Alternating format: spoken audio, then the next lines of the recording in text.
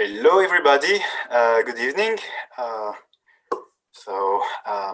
Welcome to everybody that joined us tonight or today for this discussion with Murali or Comrade Ajit, his new book of concepts and methods. So we have with us the acclaimed journalist KP Sethunath and Saurav Banerjee, who's the editor for Towards the New Dawn. My name is Christoph Kistler, so I'm one of the editor of the Foreign Languages Press. We are a small Marxist-Leninist publishing house, and we are dedicated to spreading relevant theoretical text to as many people as possible, and that for an affordable cost. So we already had the privilege to release two earlier books of Comrade Ajit, one being Against Avakianism, and now more recently Critiquing Brahmanism. So if you're interested, we recorded the previous book launches of this book. You can see them on our website. Now it's a great honor to have one of the leading Maoist theoreticians today with us, able to bring his new book. I would like to apologize a little bit for the long delay we had in bringing forward this discussion. We encountered many technical issues in organizing the event. But since we have the book in our hands, we didn't want it to disappoint you, and we still released it as promised last month. So hopefully that means that some of you watching today will have already got it, ordered it, and read it, and will be eager to ask Ajit some your burning questions about his essays during the Q&A session. We will go to a short video now to introduce the participants and then straight to the discussion. So during all of the event, we'll be collecting questions. There is a Q&A icon at the bottom of your screen. You can send us your question at any time, and after the discussion, comrades will answer to as many as possible. Yeah, maybe just keep in mind that Comrade Ajit is still out on bail, so maybe be careful on the question you are asking. Maybe you won't have answers to those more sensitive questions. And yeah, I hope that you will enjoy today's event. Thank you very much.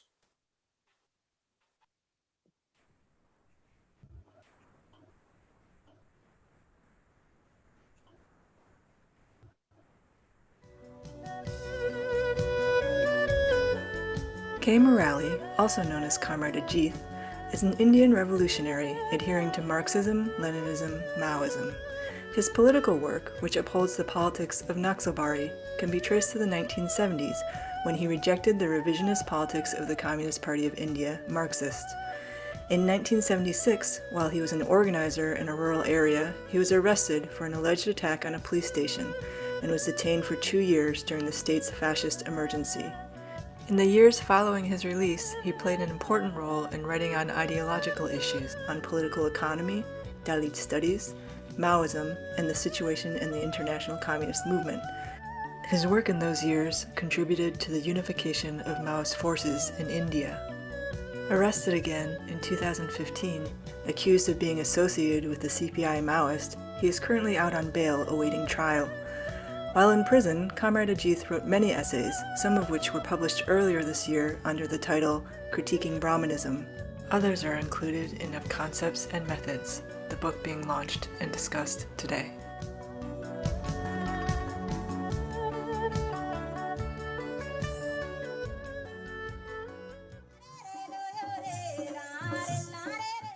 Joining us today for the discussion is KP Sethunath, an historian and journalist who is a long-time road companion of the revolutionary movement in India.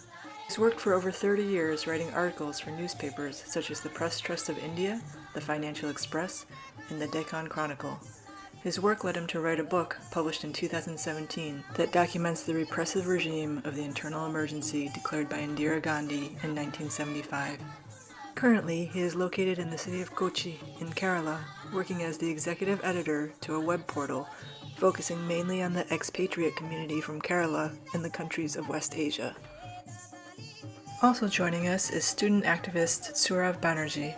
He is currently working as an editor for Towards a New Dawn, a magazine from India that since its first issue in 2008 has been publishing theoretical analysis on the situation in India, interviews, and commentary on the global situation, and supports people's resistance internationally. Foreign Languages Press welcomes K.P. Setuna and Sourav Banerjee, as well as the author K. Murali, to today's discussion of his new book of concepts and methods.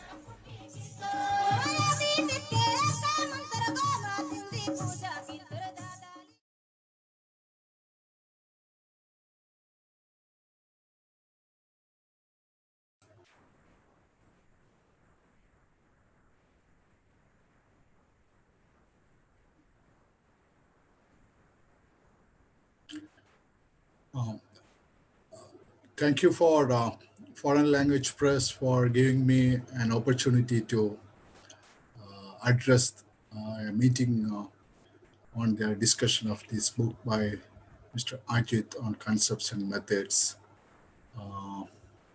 So as Mr. Kistler has already mentioned that this is going to be nearly an 1 hour discussion based on the book, and then there will be a question and answer session. So I would like to begin the talk about this book basically on saying that this is one of those books which is coming out from a man who is involved in a revolutionary practice for the past 4 decades, and it's not one of those books which is coming from a purely academic background. It is not that I have anything against academics as such, but it is coming from a person who is actively involved in developing a kind of a revolutionary praxis in India, and as well as seriously involved in the ideological debates within the sphere of Marxism, Leninism, and Maoism in a global perspective. So, as the title of this book, and in fact, I would also like to show that this is the South Asian edition of the book, which has come out in Kerala, and I'm having a copy of it. And as the title of the book says, of concepts and methods on postisms and other essays, this particular book is more critic of what is called as largely known as postmodernism, which has emerged as a kind of a major ideological current across the world, including in India, especially in India in the late 1990s and early part of this century. So, Mr. Comrade Ajit is, although he's very is critical about this whole ideology going under this hubris called postmodernism. He is also of the opinion that some of these issues which has been raised by these proponents of postmodernism needed a kind of a closer attention and a closer scrutiny on many levels, and that is one of the main crux of this thing. And the position taken by Ajit in this regard needed a kind of a serious consideration on the part of the activists as well as the people who are committed to a kind of a politics of emancipation. And one particular, for instance, in the case of India, I would like to draw the attention of the attention of what is called the subaltern school of history writing, which has emerged in the Indian in the early 1980s, and that was largely influenced. That is especially the first 2 volumes which came out in the early 1980s was basically influenced. They were basically critiquing the history writing, what is called the nationalist way of history writing, as well as the conventional Marxist way of history writing in India. And they were trying to bring out what is the kind of movements which has developed at the ground level, what they have called as a subaltern. And they wanted to position it as the mainstream writing of history as a kind of a elitist perspective, and the subaltern as something which is coming from below, something down below, the most downtrodden sections of the society. And particularly I liked the way one of the main authors of Subaltern School of History, Dr. Ranajit Guha's book on elementary aspects of peasant struggle in India. And that was surprisingly, that has given a kind of a new perspective about this whole idea of anti-colonial movement in India.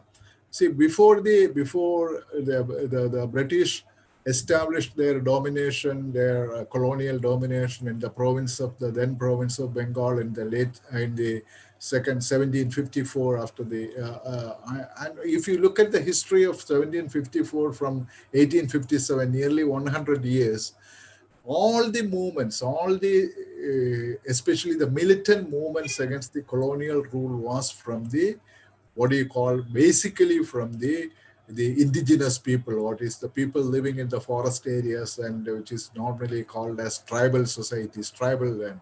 And there were a very series of rebellions against the colonial domination in this thing.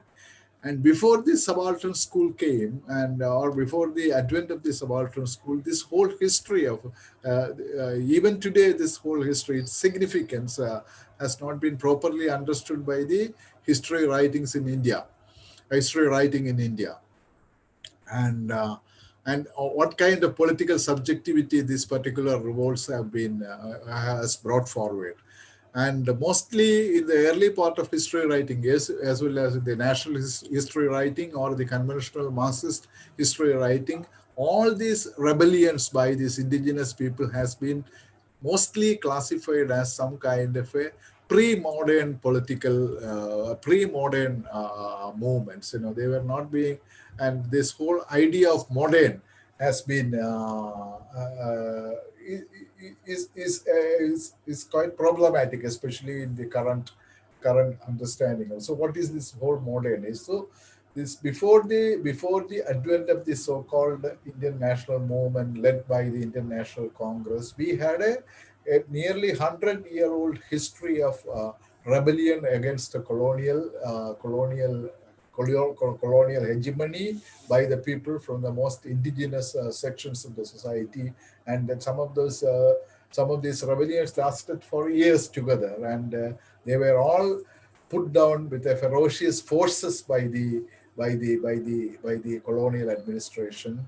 And there is another interesting dimension about this whole thing, is that there was this particular class of people within the Indian community. They have joined or collaborated with the colonial administration to suppress these movements. And one of the ways of this primitive accumulation by this the emergent or a nascent section of the so-called Indian trading class was basically from the money they have gained by giving assistance to this colonial suppression or movement. So these are all some of the issues which has not been properly flagged in the history writing in India, and that kind of a history writing or that kind of a perspective was first developed by the subaltern school of history writing. And this subaltern school, of course, in the later part of it, especially after the 2000 it became a kind of it took an entirely cultural turn, and then it has become a kind of a very, very postmodern kind of ideas, and that needed to be critiqued. But what I wanted to say is that on this particular chapter of this book, what I wanted to say is that what Comrade Ajit has brought forward is that although this whole idea of postmodernism and especially their hostility towards anything connected with Marxism, or anything connected with the politics of emancipation or the communist project, some of these issues flagged by them deserves a closer scrutiny and a closer attention. So with these opening remarks, I would like to hand over the mic to Saurav, and I would like Mr. Saurav to have a kind of a focus on this particular aspect which I have now discussed, and I think that Saurav can speak on it now. Yeah, thank you, Setu.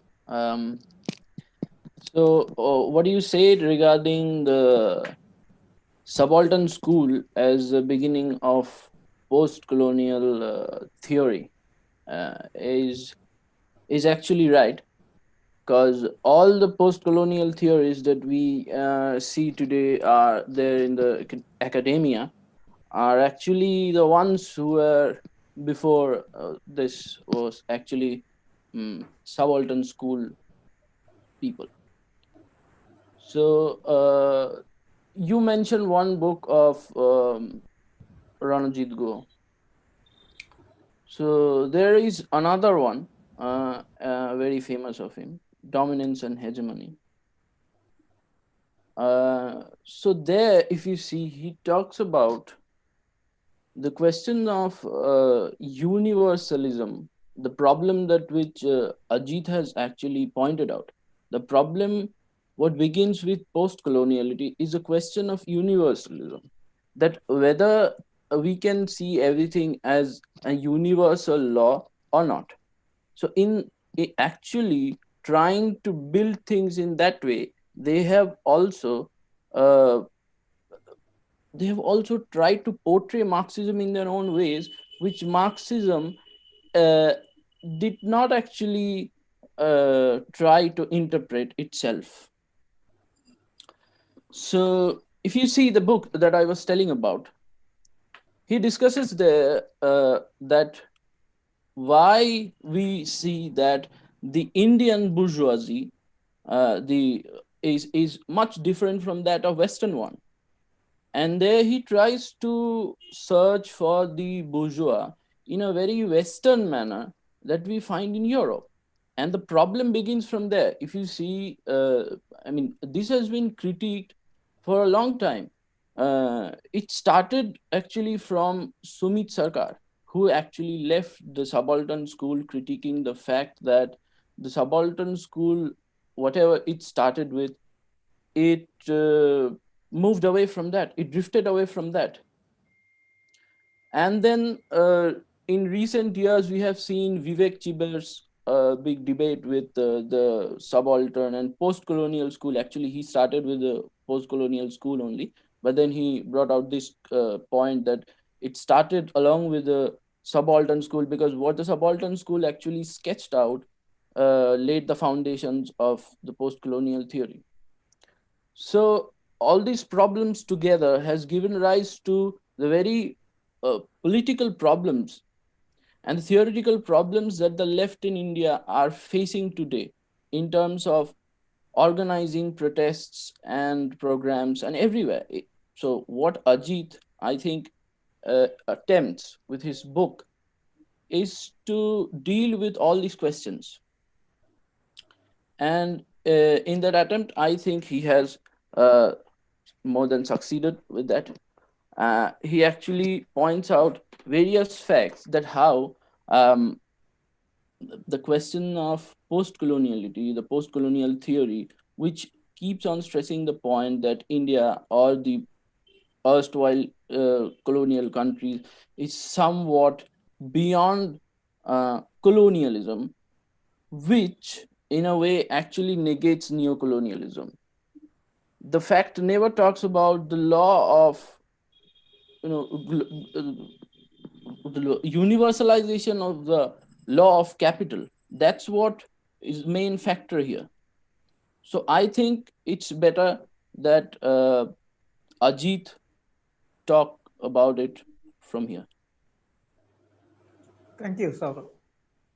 You know, this subaltern school, I agree with Sedu, they did bring out a new perspective on history, brought out a lot of unknown facts, and opened up a whole new venue, not just one, but many venues of research. But right around this period that this whole history writing was going on, there was another movement developing in Bengal and across the country, the Naxalbari movement, which was actually very subaltern. You know, it connected with the most basic level of the society energized them and brought them out onto the field of struggle. And that formed the basis of a huge churning up in the intellectual classes and the middle classes and all that. I mean, the reason I'm trying to point out this is that the tradition of Marxist historiography in India, particularly linked to the CPI and later CPM and all that, excluding some very rare exceptions like D.D. Kosambi and Rahul Sampratay, was extremely mechanical and leftist version of the nationalist history, rather than breaking away with that whole thing and addressing the issue from the standpoint of the basic classes, from the proletarian standpoint.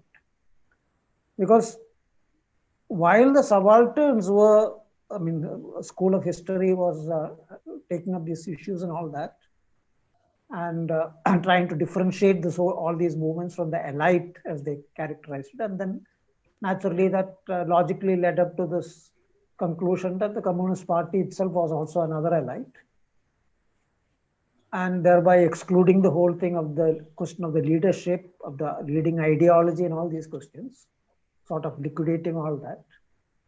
We have another example at a very different corner of the world, from Latin America, from Peru, where we had a person like Carlos Mariátegui quite accurately observing that the national question in Peru is a question of the Indians there. I mean, the basic indigenous masses there.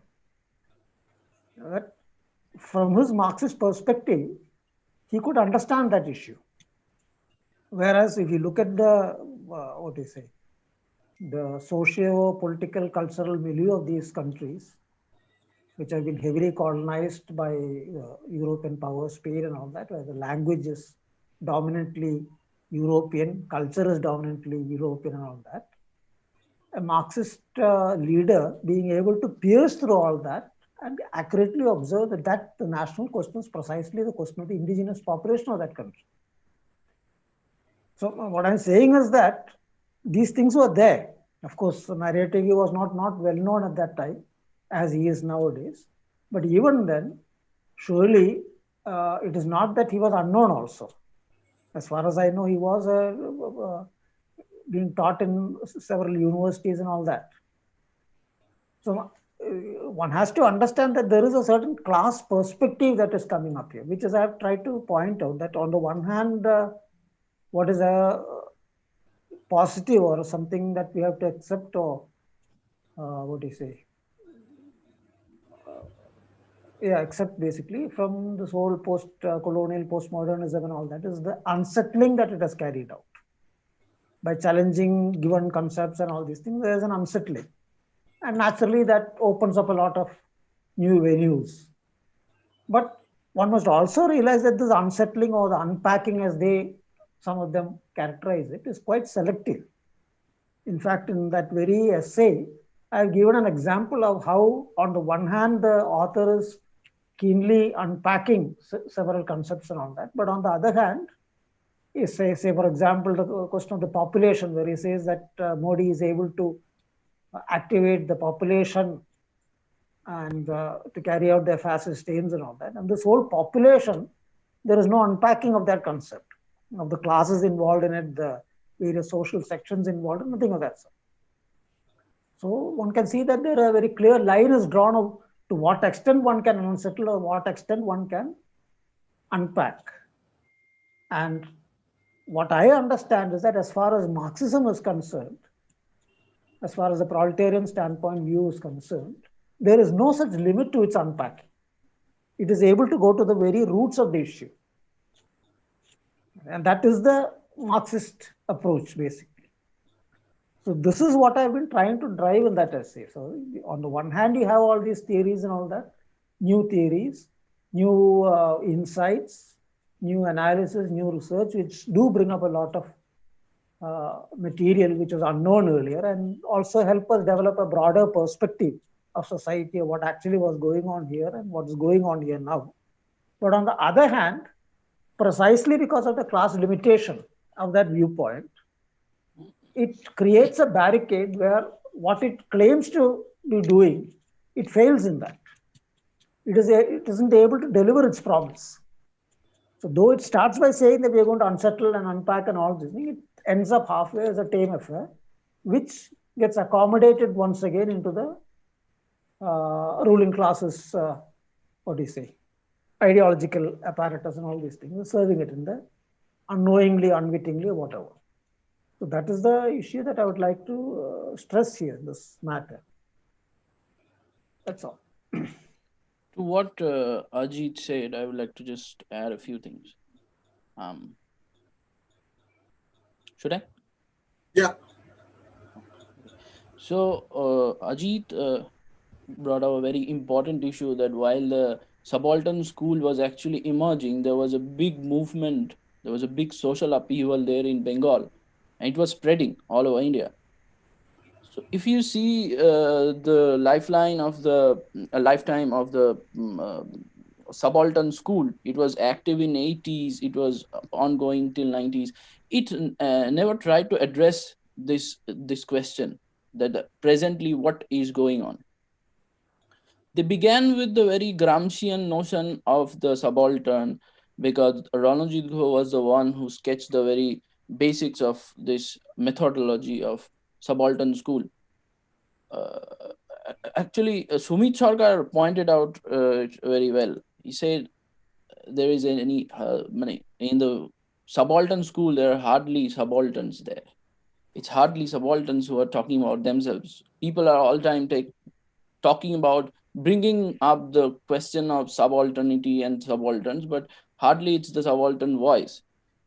So that's the thing. I mean, that's the question where it gets diverted. The immediate issue never gets addressed. And in the history of Marxist historiography, if you say, there is one person who is emerging in a parallel with this school, but he's giving a very different perspective of the Indian history, and that is Suniti Kumar Ghosh. Yeah, we all know that his books are coming up, and he's giving a very different, and he's actually breaking away with the old mechanical thinking of Marxism, which the subaltern school is actually pointing out to portray what Marxism actually is. I mean, that's what I was trying to say, that every time there has been a refutation, it's always there has been a portrayal of this is what actually Marxism is. But Marxism actually continued to flourish on various streams, but this kind of school never actually tried to bring out or even talk about it. Yeah. Here, I would like to highlight another point in this connections. It's this whole what is called the subaltern school in India, or even before that in Europe, there was a kind of a shift from this Marxism, especially in Europe in the 19 after the 1916s rebellions really got petered out after this thing, and the most radical history of, I mean, radical events which has dominated Europe at on those days, France. This revision or this return has happened in France, especially with the French New School. They were the one who rejected Marxism, and then that you can trace a kind of a complete shift towards the right, an ideological right or ideological backlash has been taking place, and there is a kind of a continuity of that kind of a rightward shift in this ideology, especially from Marxism, and then coming out with all kinds of schools, as Ajit says, postisms, post-Marxism, post-structuralism, all kinds of postisms are there. So even today, when we are talking about the emergence of a new right, or even Trumpism, or even Modi. These are all kind of a linkages towards this kind of a rightward shift, and we have to even locate this whole post-colonial narrative is it also possible to locate this post-colonial narrative within this kind of a rightward shift that has taken place on a global level? And because especially there is a trend by all these schools that they have a tendency to see their enemies only on their left. They never see their enemies on their right. So is it I mean, one more thing I wanted to highlight on this point is that, of course, that has been mentioned somewhere and in Ajit's this thing about the way the American establishment, especially the CIA, played in promoting these kind of ideas. Now there is a lot of works coming out highlighting how there is, in fact, even when CIA read the French theory kind of books are coming out showing how exactly they have promoted this idea as a kind of a counter to Marxism, or the idea of a liberation and the idea of these things. So how and all these things are appearing in a new forms or new formats in many places, whether including in India or even in Latin America or in many places.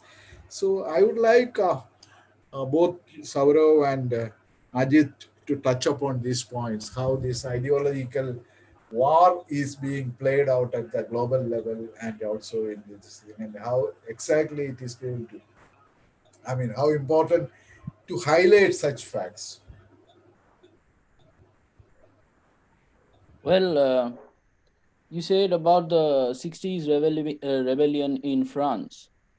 So soon after that, you can see that in Chile, a historical thing is happening. A new school is coming up. It's called neoliberal school, which is going for it's making Chile as their laboratory. So neoliberalism is coming up, and neoliberalism is coming up as a reaction to the global capitalism's crisis in the 50s and 70s. Actually, it's not only 50s and 70s, it's the crisis of global capitalism right after the Second World War. What started after the Second World War. So you can see this it has a very you can some call it coincidence, but it doesn't seem like a coincidence that these two things are coming up. On the one hand, it's the new left.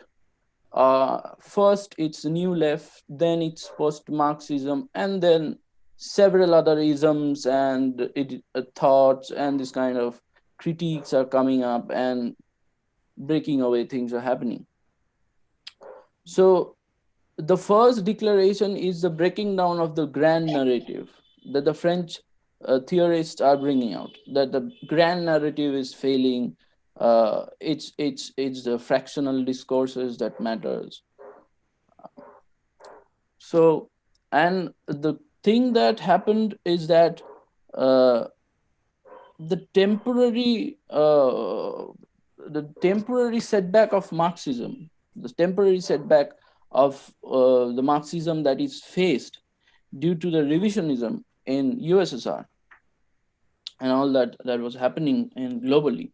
On the one hand, there was a revolutionary movement that was coming up, and on the other hand, we can see revisionism was having its adverse effect on various communist parties and left groups. So the temporary void that was being created, on the left, was served with these new ideologies, which was coming up with these new languages and new, what you call, jargons. So that's the way I see it. And the point that you're telling about the CIA thing, mostly the university new left that still exists today in the student, actually the student society. It's a big thing, being this new left. So they are always enraged with the fact that how can you say CIA was plotting all this. You just cannot accept the fact that Marxism had actually crisis. The point was not actually that, because Marxism was actually proceeding in another path, and it was just the history, the theory, and the ways are less talked about. And this type of theories or this type of ideologies was promoted, and these were actually promoted in universities and academic spaces. So I think that the emergence of neoliberalism and coming up of all these ideas are not merely coincidence. I think Ajit can speak on this. Okay, so I mean, yeah, I think you've covered most of the points.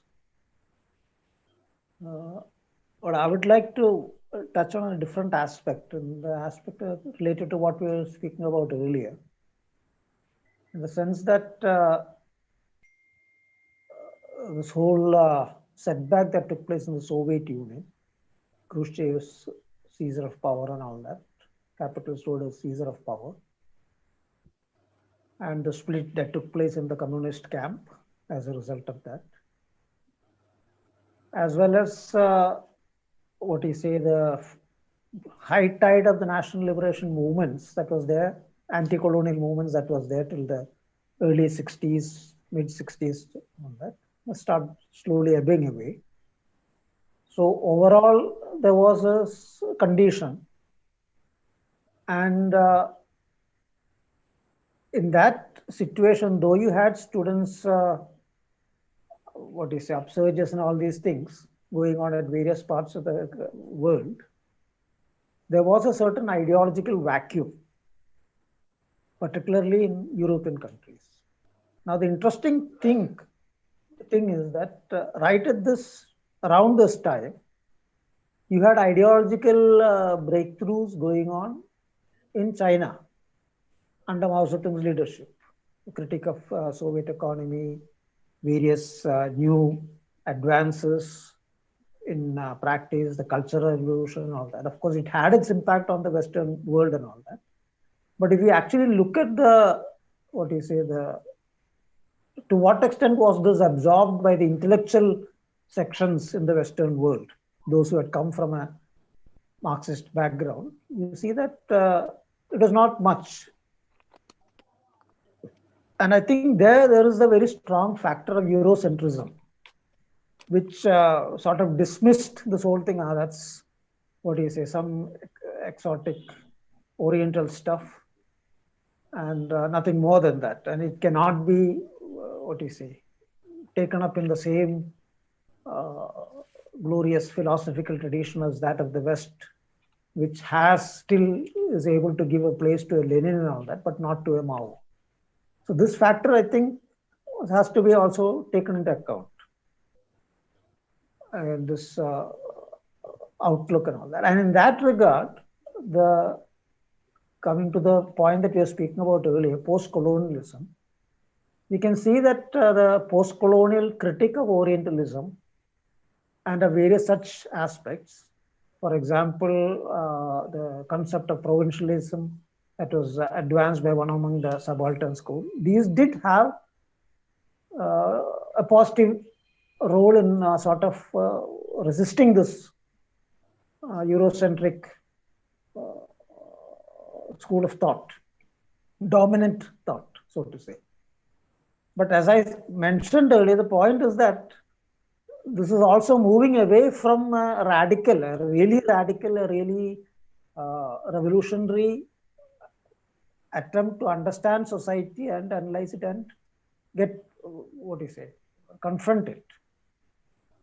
Which I think is quite, one has to look at it from the aspect of its class basis. When you have things like the Cultural Revolution going on, when you have breakthroughs being made from a Marxist perspective in theory there also, why is it that is not absorbed?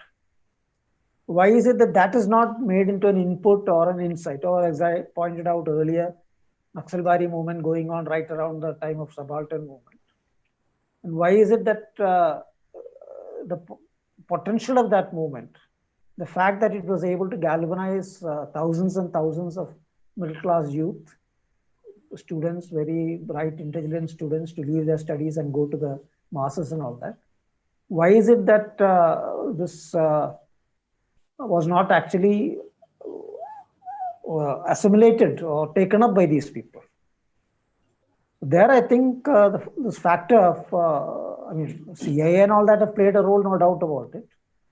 But they were able to play a role precisely because there was a certain conducive situation there. And that, I think, is the crux of the matter. That's all. I think we are now coming towards the last 10 minutes of our discussions, and I would like to focus on, because there are many issues dealt in Comrade Ajit's book, and obviously we don't have the time to go through all those points raised in this book, which deserves a detailed attention. But two things which I would like to focus on is that this idea about the Maoist party and the vanguard, the role of the vanguard. And of course, and that is also in the particular Indian context, the role of Brahmanism again in perpetuating a kind of the present Indian ruling class in this thing. On the idea of the Maoist party and the vanguard, Comrade Ajit is very specific, saying that although a kind of a theoretical break has been achieved in terms of a Maoist party, in terms of practice, it is still a work in progress, because we are not having a what you call a kind of a Maoist party per se. We are still having what is called a Leninist party, or what. I mean, I don't know whether it is correct to make a kind of such a kind of a segregation. That is one thing which we would like to have a discussion on this thing, and I would like Saurav also to comment on this. And secondly, the specific role of Brahmanism in what is the kind of role, I mean, in terms of as a kind of an ideology it is playing. I mean, it remains still a kind of an elusive thing, we can't touch it upon, or a kind of a thing, like we say about a Western capitalism or something like, it is a concrete, the bourgeois is there. The Brahmanism, whether we will be able to say like that about the Indian situation or not. I mean, I would like both Saurav and Ajit to comment on that. I think that we'll have time for that. Yeah, so both things I see together very much interrelated, because as Ajit points out on his book, that the question of caste is actually, the question of caste has been dealt. It has been dealt in academic manner, in various manner, but we have to see the question of caste in link with global imperialism and bureaucrat capitalism. That's what the crux of caste works in India. So Brahminism is something that Ajit says in his book. I think it's something that Ambedkar said long ago, that it extends way beyond Brahmins. It extends way beyond the Brahmins, and it has seeped down to the very grassroots level of the society in our consciousness.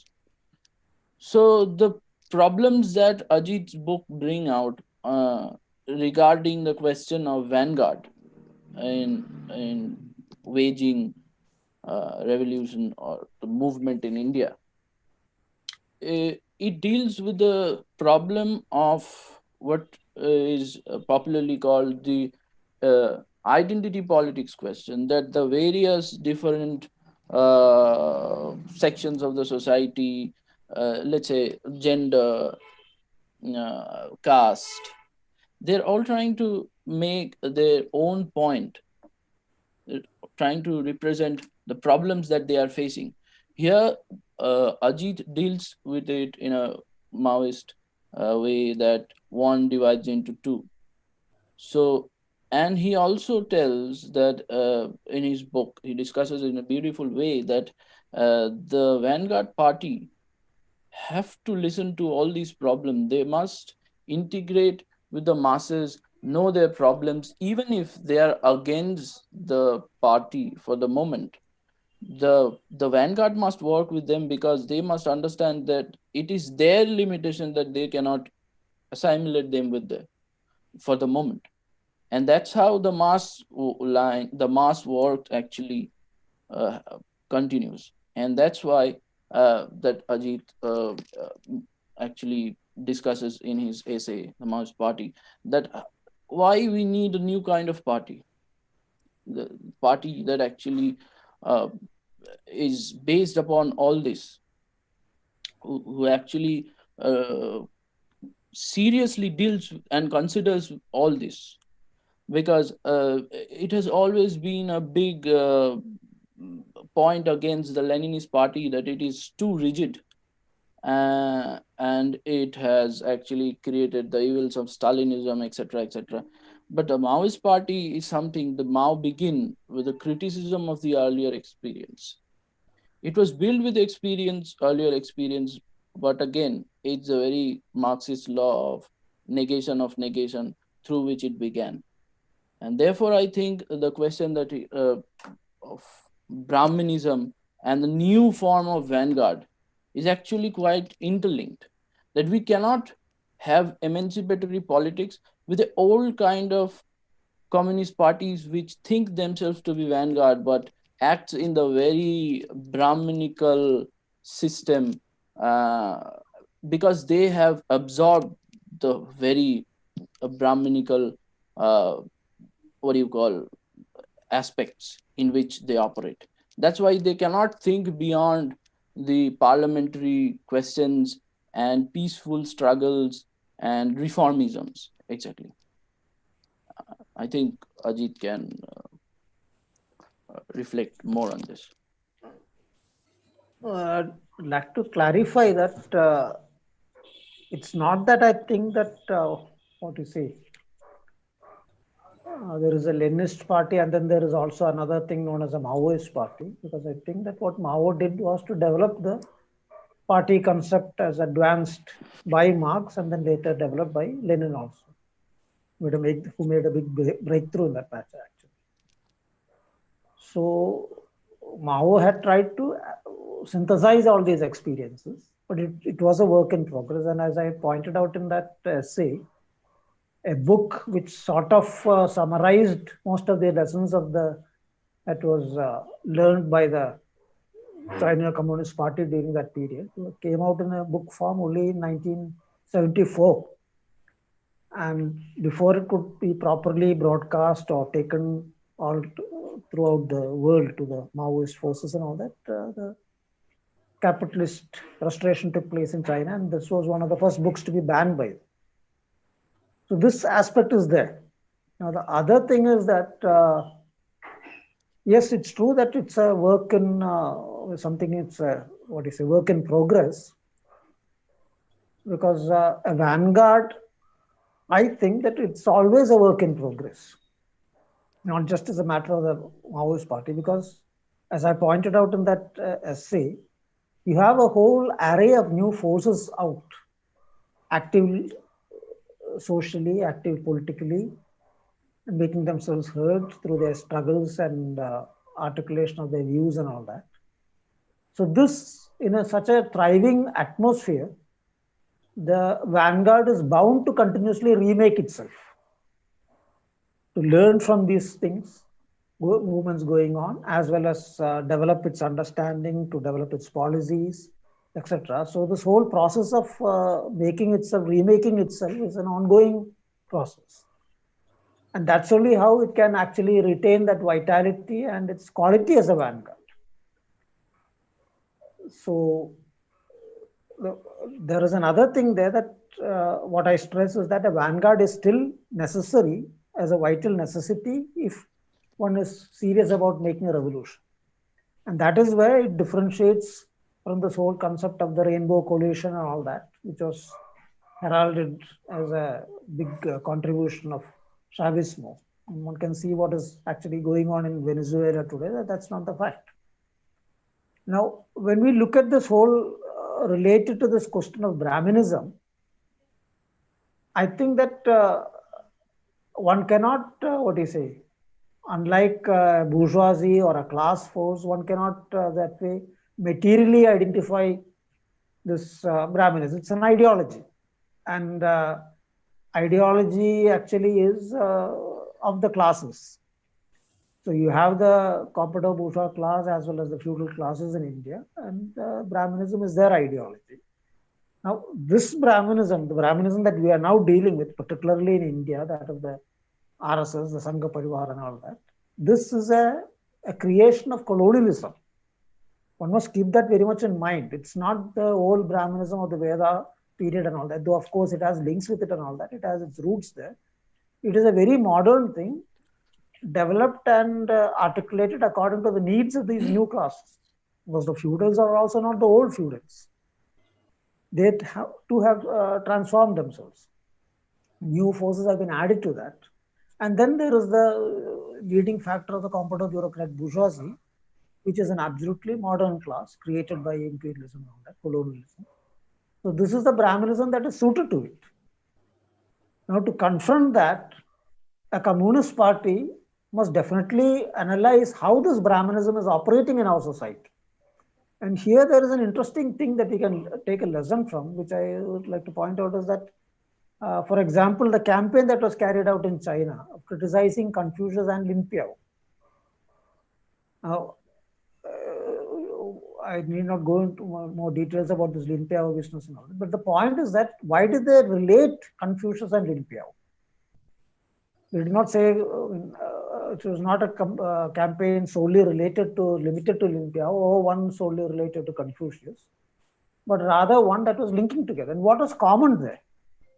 The common thing, I think, was the subservience that was being advanced by Confucius to authority,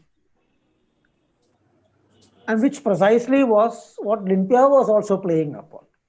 On the one hand, quite artificially boosting up Mao, his authority and etc. and all that thing, and under that pursuing his own rightist agenda. So this whole thing of this, what Marxism calls on the masses or its own cadres and forces and all that, is not subservience, but rather a critical thinking and capacity to engage with the real issues of society at all its levels and realms and all that. Because that precisely is the whole issue of Brahminism also, because Brahminism demands subservience. There are certain principles, certain tenets, etc., which one has to, what do you say, accept and follow, and that's it. Critical thinking or going beyond that or challenging these ideas are not allowed. So this, I think, is where we have to keep in this whole point. If you look at the way that Mao developed the concept of vanguard and all that, one sees a very close relation, which would be very fruitful for further advance later. That's all. Okay. Okay, thank you. That was a very interesting and lively discussion. So, comrades, remember that this is a webinar, so the only way that you guys can interact with the audience is through asking questions with the Q&A icon you have in the bottom of your screen. So if you have any question, please submit them now. We'll now go to Comrade Ajit for his summary of the discussion. So once again, Comrade, it's your... Am I muted or not? No, I'm okay, fine. Okay, I mean, yes, as you said, it's been an interesting discussion, brought in a few angles which I had not actually much thought about earlier. Now, this collection of essays is actually, it's a bit difficult to, address it as a single thing, though it's come out as a single book, because it deals with a lot of various differing topics. There's one on post-isms of post-colonialism and all that. There is an essay on the laws of history, and you have the vanguard, Maoist party, and all these things. But at the same time, there is a certain theme that is connecting all of that, which on the one of that is the, what do you say, was an attempt to grapple with the new issues that have come up in theory as well as in practice. And at the same time, an attempt to apply this theory in analyzing the social reality that we are existing in. For example, that article on the particular Brahminist basis of the fascism that we are now facing here in India, or the article essay on the reservation issue, where I start off by examining how is it that we see the Savarna youth who 10 or 15 years earlier were out on the streets demanding an end to caste reservation, caste-based reservation, are now going for the exact opposite. They are demanding caste-based reservation for themselves. So what actually is the dynamics underlying this, and trying to analyze it that from the Maoist standpoint by bringing in the question of bureaucrat capitalism, all these things. So this is one of the themes that is underlying this whole essay, which deals with quite apparently disparate issues.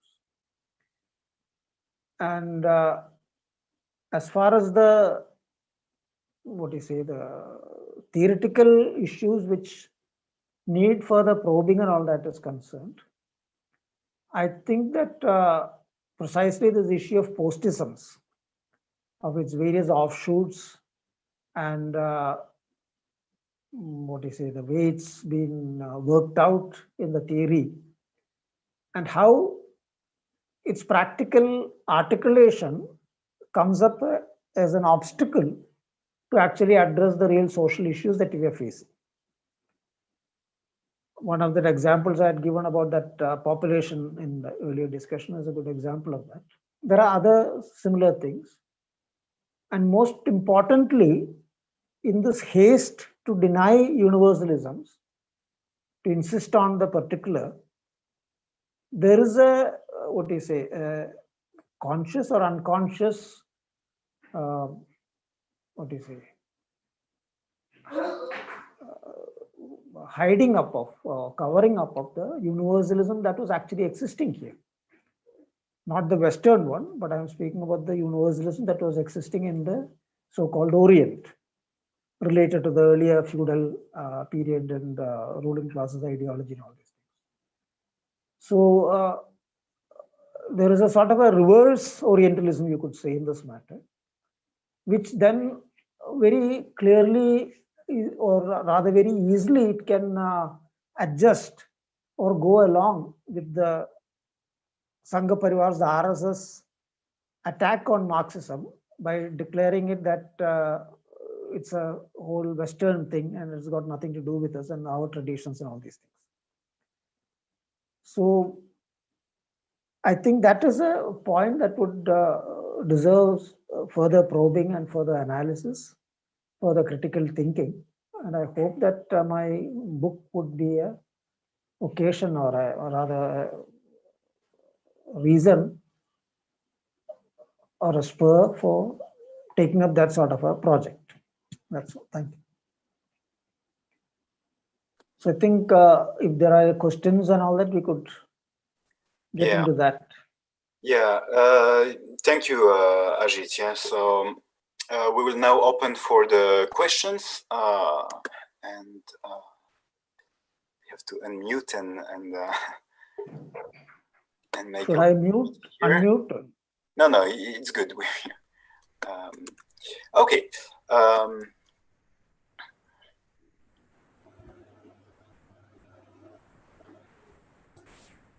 Okay, so we have many questions that were asked.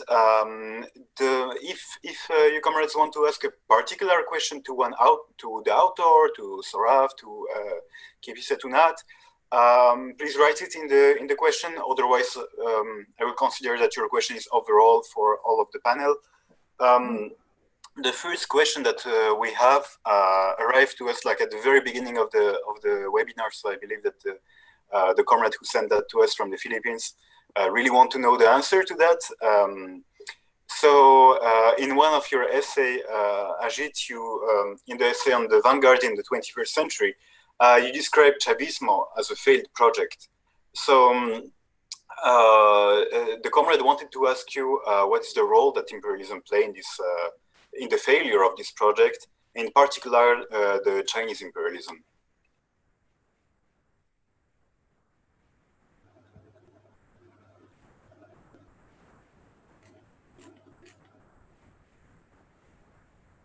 He needs to unmute. Yeah, you're muted, Ajit. My information, my knowledge of what's actually had happened in Venezuela and what's going on now is quite limited. Whatever I can get from reading some journals and newspaper articles and all that. And it was quite limited also by my enforced stay as a government guest also. So, but the basic point that I'm trying to drive is that, look, imperialism has always tried to overturn or overthrow any force which has been opposed to it. Imperialism in the sense that one or the other imperialist power. And now, so far as the United States is concerned, they consider South America as their backyard, and they have been all along trying to keep it totally under their control. So when you have a person like Hugo Chavez coming up and criticizing or challenging it to even to a limited extent, naturally they'll go all out to overthrow that person, pull him down. But the most important thing is that to what extent was the whole ideology, the politics, the policy of this Chavez project focused on actually breaking with imperialism at all levels of its relations, of Venezuela's relations with imperialism as a global system, not just with American imperialism or this or that other imperialist forces. So when this is missing, then naturally it fails to mobilize the masses. They really unleash the masses, their revolutionary capacity and all that. And naturally it gives room for maneuver and manipulation by other forces. Now in that, as far as I know, Chinese imperialism is trying to push its way quite vigorously into South America. Naturally, it would be trying to, utilize this opportunity. And here, the lesson given by Mao is very important, I think, that one must beware of the, wolf coming through the back door while trying to drive the tiger away from the front door. So this sort of a situation could very much be there in Venezuela. But an interesting development, I think, now in this recent period is that there is some new polarization that is emerging within this camp that was broadly known as the Chavist camp earlier. So what extent is it radical? To what extent is it breaking away from that whole Chavism project and all that? I don't know. But that seems to be a promising development. Okay, interesting. Has the other panelists maybe something to add to that? No, thank you. Okay. Okay, so we will move to the other question we receive. So here we have a question from the Professor Mufad Paul from Canada that is asking, can you speak about how the dialectics of universality particularity, which emerge often in your collection of books, of essays, is used to address what you've noted in the overall theme of the book, grappling with new theories and the social reality? That's a very, very big question. One sentence, but it covers a lot of things. Well, basically, I think this whole question of universality and particularity and all that,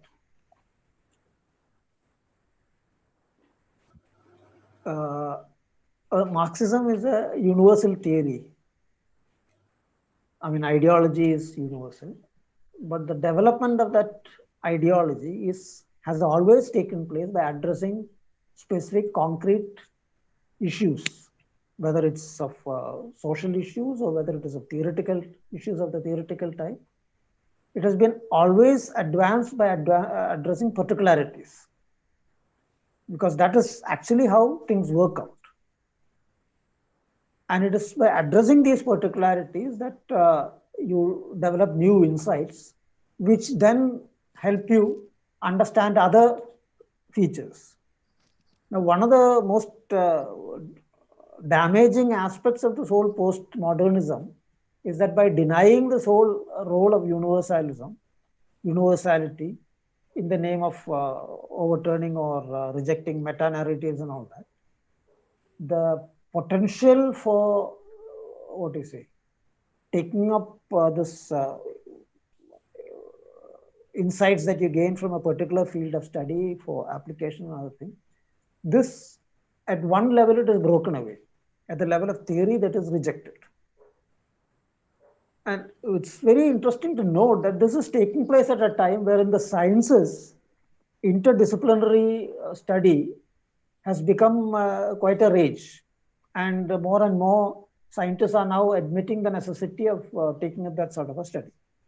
Whereas we have here at the level of philosophy and academics and all that, a situation where things are getting compartmentalized in the name of avoiding universalisms and meta-narratives and all that. So I'll just leave it at that, because to go into the question more deeply would require another big discussion altogether. Okay. We have here another question. We will go back to the discussion you had earlier about the subaltern. The comrade that sent us this question was saying that the notion of the subaltern was first time referred by Gramsci in his note on Italian history. But now the modern subaltern thinkers say that the approach using subaltern study consists mainly in retracing the concept of the subaltern in its historical development, as it was first used by Gramsci. Would you agree with that, or do you think that that Gramsci concepts have already been distorted?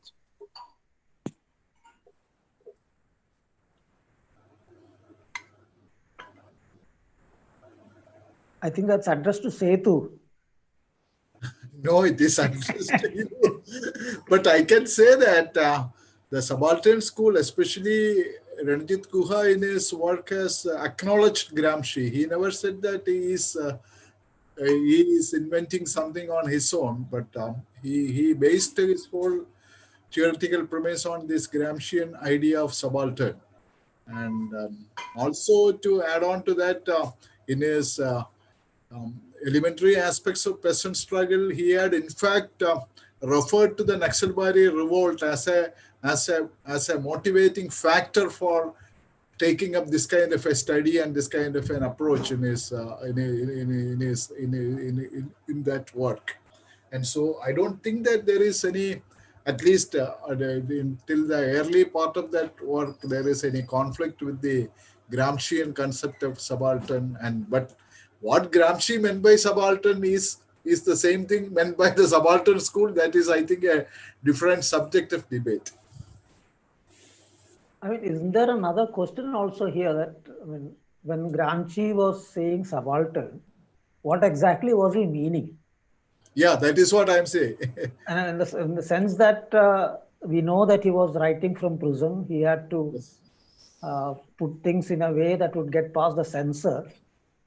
Because if you look through what he was writing about the subaltern, about its role, I mean, what's going on in Italian history and all that, it would be more, I mean, I think if he was writing that while he was outside, without having to worry about the censor, he would have used a different language altogether to describe that. Because he was describing the class struggles and all that was going on there, particularly yes, the role of the peasantry and all that. So I think that, I mean, to talk about a Gramscian concept of subaltern, as if that is some new category that he developed other than that of classes, and I don't think that's really accurate in doing justice to what he was trying to do. Because there is the problem of this language. If you look through that collection of essays now, and I've mentioned that in the preface also, I've left that language as such. Because it was written while in jail, and I have with the idea that I might not be able to come out to get it published. I'll have to send it out from jail. So I had to be very careful about the language I was using. And one could very well come to the conclusion that this fellow is trying to put some sort of a reformist program. Or instead of spelling out what is to be done, he is sort of avoiding it and speaking of other things.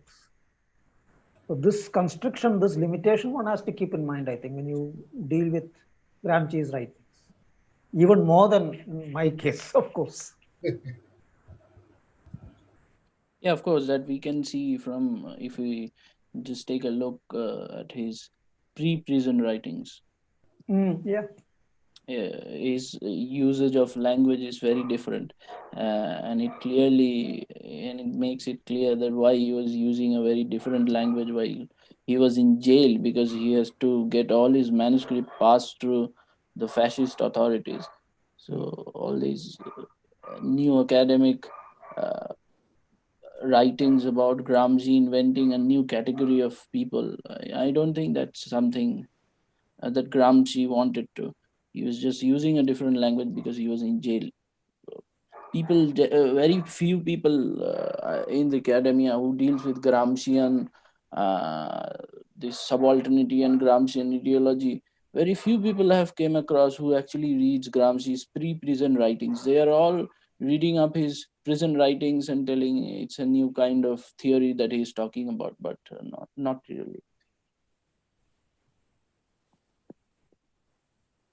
Okay. Here we have a question coming from Turkey. So in the Maoist party, you discussed the way that like the teachings of Mao were systematically compiled in 1974 in the basic understanding of the Communist Party of China, particularly his concept of the party. Now another element that was tried to be like attributed to Mao was the notion of the three-word theory after his death. So the comrade from Turkey is saying that in Turkey we reject that. What would be your opinion, and in general the opinion of comrades in India about this, the theory of the three words? Yeah.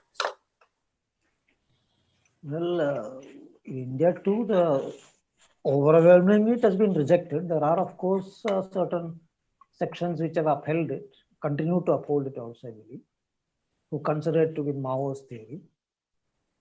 But it has been very well established by Maoists that whole three worlds theory as such is not Mao's creation.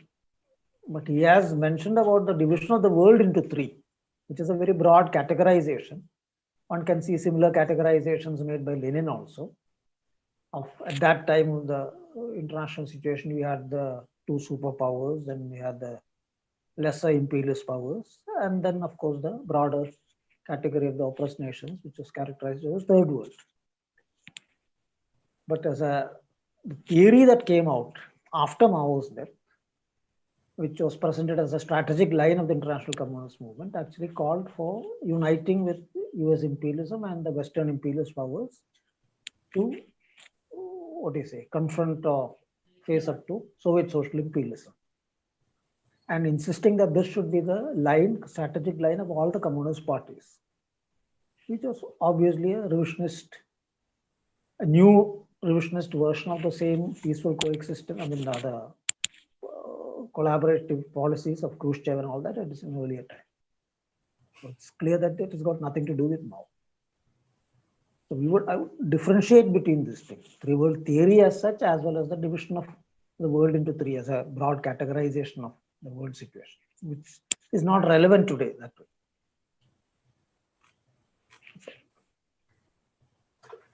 Okay. Here I have another question from a comrade from the US that corrected me. He's not from the Philippines. I'm sorry, comrade. The comrade is asking about the question of linguistics. So postmodernism always delve into the terrain of linguistics. But would you think that there is still a place for like linguistic that would not be like haunted by postmodernism? Is this even debate important? What's your take on that?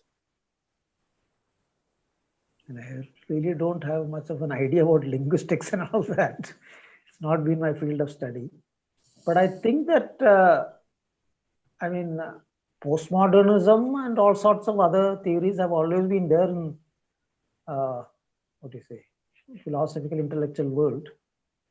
But that does not mean that any specific line of study and all that should get dismissed just because postmodernism has messed up the situation or some other theory has messed up the situation.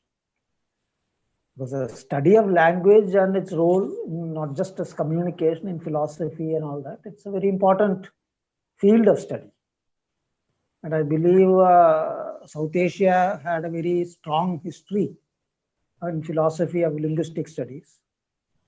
There are certain modern philosophers who even consider that much of the South Asian debate on linguistics foreshadowed the contemporary debates going on in the linguistic field of linguistic studies and all that. So my point is that any field of study would have its value, no matter what postmodernism or some other theory distorts it and uses it for its own views and purposes and all that.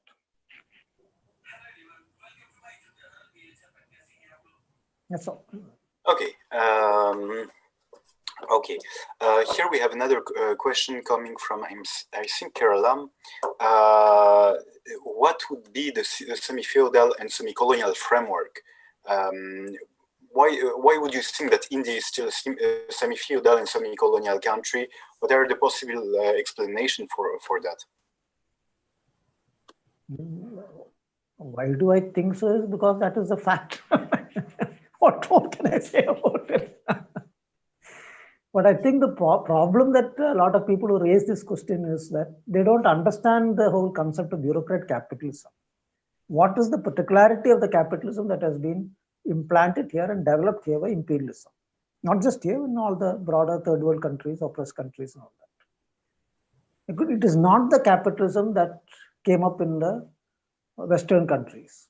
Because the basic characteristic of that capitalism was that in one way or the other, it had to settle accounts with feudalism, get rid of feudalism, either through violent,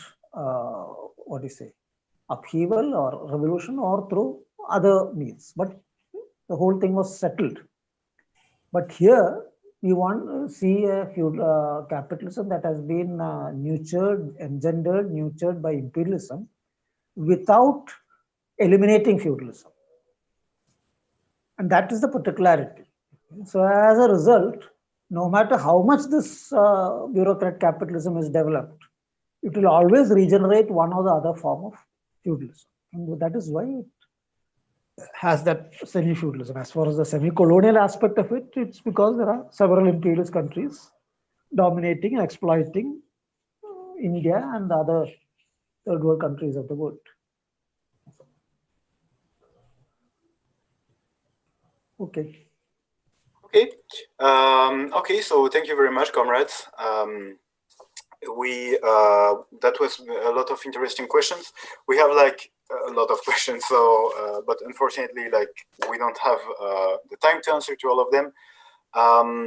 We just have to hope that Comrade Ajit will write another book to answer to all of your questions. I should know what the questions are. Will you pass on all those questions? Yeah, but yeah, like if you want to know more about the topics discussed tonight, well, you can read the book, and it's like a prelude to the book. And yeah, to read the book, you can order it on our web shop. We will put a link right after the webinar. It's already up. Yeah. So yeah, I would like to really thank everybody for participating. Thank Comrade Ajit, Surav, Setu, and yeah, and thank you very much, comrades. Thank you. Thank you. Thank you. So we can wind up. Yeah.